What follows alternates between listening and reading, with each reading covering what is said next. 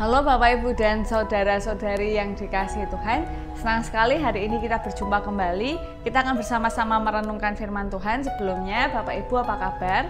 Saya harap semuanya dalam keadaan sehat, semuanya dalam keadaan penuh sukacita dan semangat. Hari ini kita akan kembali merenungkan firman Tuhan, tapi mari kita berdoa terlebih dahulu. Terima kasih Tuhan untuk setiap pertolongan Tuhan di dalam kehidupan kami. Terima kasih karena Allah yang begitu besar dan berkuasa mengasihi kami dan menopang kami dalam setiap musim kehidupan kami. Ampuni kami ya Tuhan jika di dalam perjalanan kehidupan kami seringkali abai dengan cinta yang Tuhan anugerahkan. Dan kiranya Tuhan memampukan kami melalui pembacaan firman pada hari ini untuk melihat betapa besar kasih dan pertolongan Tuhan untuk terus bersandar dan dapat menyatakannya juga dalam kehidupan kami. Terima kasih ya Tuhan, di dalam nama Tuhan Yesus kami berdoa, haleluya, amin. Bacaan kita pada hari ini berdasarkan Habakuk pasal 3. Habakuk pasal 3 ayat 2 hingga ayat yang ke-6. Habakuk pasal 3 ayat yang kedua hingga ayat yang ke-6 yang berbunyi demikian. Tuhan, telah kudengar kabar tentang Engkau dan pekerjaanmu ya Tuhan, kutakuti. Hidupkanlah itu dalam lintasan tahun, nyatakanlah itu dalam lintasan tahun. Dalam murka ingatlah akan kasih sayang. Allah datang dari negeri Teman dan yang Maha Kudus dari pegunungan Paran. Keagungannya menutupi segenap langit dan bumi pun penuh dengan pujian kepadanya. Ada kilauan seperti cahaya, sinar cahaya dari sisinya, dan disitulah terselubung kekuatannya. Mendahuluinya berjalan penyakit sampar dan demam mengikuti jejaknya. Ia berdiri maka bumi dibuatnya bergoyang. Ia melihat berkeliling maka bangsa-bangsa dibuatnya melompat terkejut. Hancur gunung-gunung yang ada sejak purba, merendah bukit-bukit yang berabad-abad, itulah perjalanannya berabad-abad. Demikianlah pembacaan firman Tuhan pada hari ini. Sungguh berbahagia kita yang diberikan kesempatan untuk mendengarkan, merenungkan, dan diberikan kekuatan oleh Tuhan untuk melaksanakan di dalam kehidupan sehari-hari. Maranatha.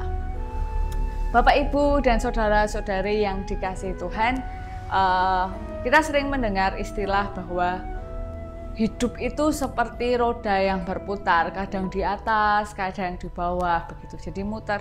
Hidupnya manusia itu tidak stabil, jadi dinamis, bergerak ya, kadang bahagia, kadang susah, kadang penuh sukacita, kadang duka, kadang sehat, kadang sakit dan sebagainya. Tetapi Bapak Ibu, apakah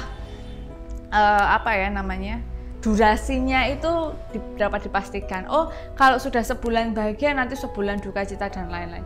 Tentu tidak bisa dipastikan, dan bagaimana berputarnya itu tidak lingkaran seperti roda begitu ya, berbeda tempatnya di atas di bawah itu kapan kita tidak pernah tahu. Nah, bangsa Israel pada saat itu mengalami kondisi di bawah itu cukup lama. Jadi setelah mereka dijajah dan lain-lain, sampai dibuang dan lain-lain, mereka itu baru bersukacita sebentar karena dilepaskan, nanti dijajah lagi. Nah, zaman Habakuk ini adalah ketika mereka sudah selesai dijajah oleh satu bangsa, mereka juga kembali dirampok oleh Babel. Jadi dari satu tangan ke tangan lain, baru lepas sebentar senang, ganti lagi duka cita, ganti lagi penderitaan. Ini dialami oleh bangsa Israel secara terus-menerus.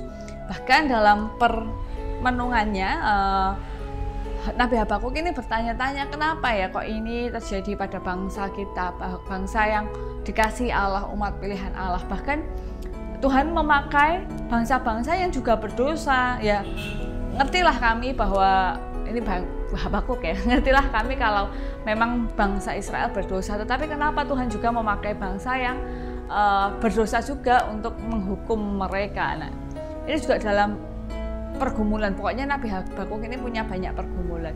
Lalu di akhir pergumulannya, Nabi Habakuk ingat dan meyakini, jadi beserta dengan umat, Nabi Habakuk meyakini bahwa Tuhan akan menolong mereka. Tuhan yang sangat besar dan berkuasa itu akan menolong mereka. Tuhan akan membalaskan bangsa-bangsa yang melakukan hal yang jahat kepada mereka, dan juga Tuhan akan menyelamatkan, mengeluarkan bangsa Israel dari penderitaan yang silih berganti terjadi di dalam kehidupan mereka. Dan mereka meyakini di ayat yang ke-3a, Allah datang dari negeri Teman dan Yang Maha Kudus dari pegunungan Paran. Nah, pegunungan Paran ini dekat dengan Gunung Sinai. Jadi ada penafsir yang menyatakan, saya belum pernah ke sana ya. Nah, jadi diyakini bahwa di sana kan tempat mereka bertemu Tuhan dan lain-lain, nenek moyang mereka bertemu Tuhan. Jadi Tuhan itu akan datang dari tempatnya begitu untuk menolong mereka. Jadi ya pokoknya Tuhan itu akan keluar dari tempatnya dan akan menolong umat Israel yang sedang berkesusahan. Tuhan itu tidak akan tinggal diam, dan ketika Tuhan datang, penghukuman itu akan dirasakan oleh bangsa-bangsa yang begitu kejahat dan keji kepada mereka. Nah, Bapak, Ibu, dan saudara-saudari yang dikasihi Tuhan, ini menolong kita untuk menumbuhkan dan bahkan mempertahankan harapan di dalam kehidupan kita. Saya memahami bahwa seringkali di dalam kehidupan kita persoalan itu datangnya itu nggak bisa sif-sifan gitu. Mbok ya ini selesai, nanti kasih waktu dulu, nanti baru datang lagi, nggak bisa. Seringkali datangnya itu gerombolan. Belum selesai ini masih ada masalah lain, belum selesai lagi masih ada yang lain. Itu seperti silih berganti. Saya menyadari bahwa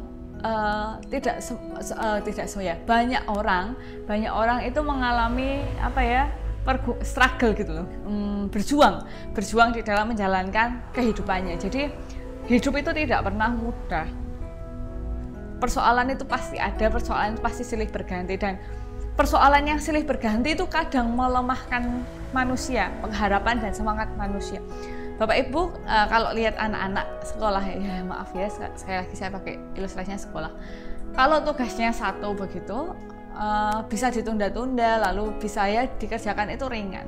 Tapi sekarang mulai sekolahnya daring begini, belajar di rumah kan tugasnya bertubi-tubi ya. Jadi satu guru ngasih tugasnya banyak sekali. Begitu juga yang kuliah, tugasnya tambah bertubi-tubi. Nah, kalau sudah bertubi-tubi itu kan kadang malah ngeblank. Aduh, apa dulu yang harus dikerjakan? Ini harus mengerjakan.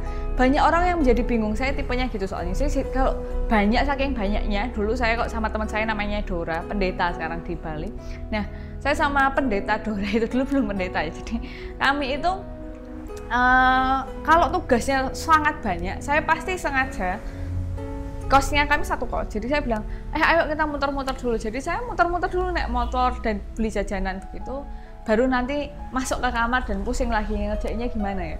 Jadi saya pasti nggak tahu harus gimana. Tapi kalau tugasnya cuma satu ya sudah, itu dihadapi. Nah, persoalan hidup kita juga begitu. Kadang itu sumpek banget, masalah nggak selesai-selesai, masalah nggak habis-habis.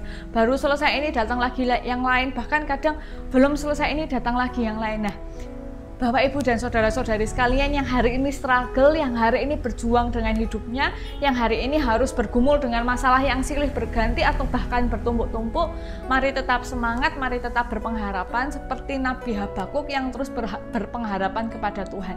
Nabi Habakuk meyakini bahwa Tuhan pasti akan datang dari tempatnya kepada kita. Ini sebuah kiasan. Tuhan itu akan beranjak dari tempatnya menuju ke kita. Tuhan akan menghalau segala permasalahan kita dan menolong kita. Dan Tuhan itu lebih besar dari apapun juga, termasuk permasalahan kita. Jadi Bapak Ibu yang hari ini rasanya kayak lompat dari satu jurang ke jurang lain, baru keluar dari jurang nyemplung lagi, rasanya sudah baru mau keluar sudah nyemplung lagi. Tetap semangat, tetap berpengharapan. Tuhan tidak akan membiarkan kita semua sendirian. Tuhan tidak akan membiarkan kita ditelan masalah kita. Tuhan akan menolong kita. Tuhan akan beranjak dari tempatnya dan menolong kita.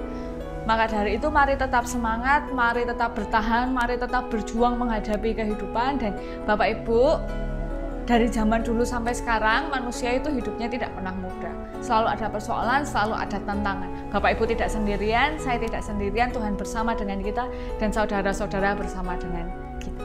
Mari kita berdoa. Tuhan kiranya menolong kami di dalam menghadapi setiap persoalan dan permasalahan yang silih berganti. Kiranya Tuhan menguatkan kami untuk menghadapi setiap pergumulan, dan Tuhan meneguhkan setiap pengharapan dan semangat kami, agar kami tidak ditelan oleh permasalahan kami, tetapi Tuhan akan menolong. Maka dari itu pandemi ini juga akan berlalu, dan kiranya Tuhan menolong kami, menguatkan kami di tengah datangnya pandemi ini. Seluruh kehidupan kami serahkan ke dalam tangan kuasa Tuhan yang adalah pencipta langit dan bumi, pemilik langit dan bumi, dan seluruh kehidupan kami. Di dalam nama Kristus Yesus, Tuhan dan Juru Selamat kami yang hidup, kami berdoa. Haleluya. Amin. Ya Bapak Ibu, demikian yang dapat saya sampaikan. Kiranya dapat menjadi hal yang baik bagi kita semua. Tetap semangat, tetap berjuang, jangan berhenti berharap. Tuhan Yesus menyertai kita semua. Sampai jumpa di pertemuan berikutnya. Sampai jumpa.